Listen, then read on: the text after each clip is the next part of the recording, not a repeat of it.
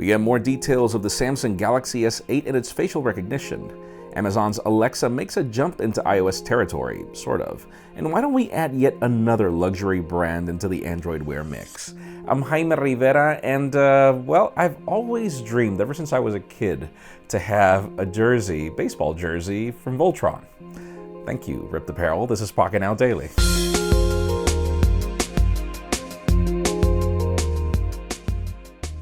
The official news today begin with deals. We actually admire a lot of the latest Android tablets, mainly because, well, you get a lot for your money. They're not the cheapest, but they provide some of the best specifications and experience. And for example, there are a ton of MateBooks right now that are as low as $399. You can learn more about these deals in the link in the description. Other official news have to do with Android Wear. Montblanc has just joined the Android Wear spectrum, as the company has just announced a few Android Wear smartwatches. They are not the most or least expensive. $890 is the starting point.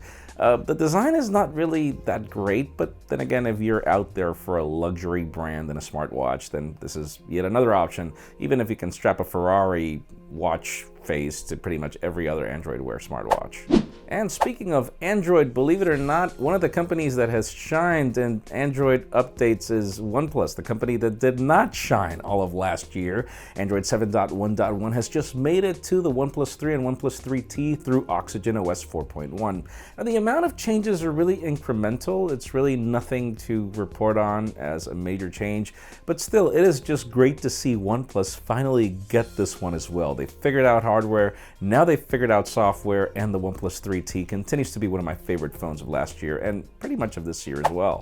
Now let's talk about Amazon's Alexa service. The company has just rolled it out to iOS on both iPhones and iPads, but the thing is, it's not going to work like we expect it to work on the Mate 9 very soon. Here, really what you're getting is an enhanced shopping experience, because it's going to work on Amazon's shopping application pretty much. You can't really replace anything else, like replace any digital assistant or anything.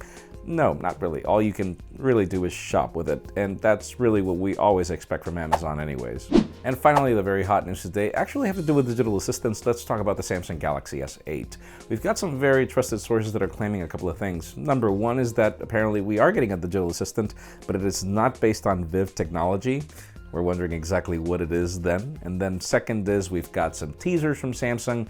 We noticed the dates at the bottom and the fact that we might be getting the Galaxy S8 as soon as April. But even more interesting is the fact that we hear more about facial recognition. It is coming to the phone, and apparently it's going to be a major deal, up to the point where you can actually use it for Samsung Pay. So this is a really great reason for you to want to use a feature like this. Obviously, facial recognition has been hit or miss since the days of Ice Cream Sandwich back in Android. So it leads me to the question of the day.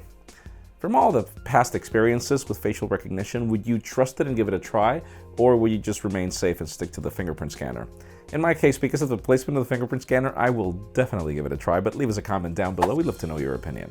Friends, you know the way it goes. If you want to get the news earlier before the video is filmed, follow us on Pocketnow.com and hit that subscribe button down below for more videos like this one. You can also follow me on Twitter, Jaime_Rivera, or on Instagram at Jaime Rivera. Please give this video a thumbs up if you like what you saw. I am Jaime Rivera. Thanks so much for watching. We'll see you next week.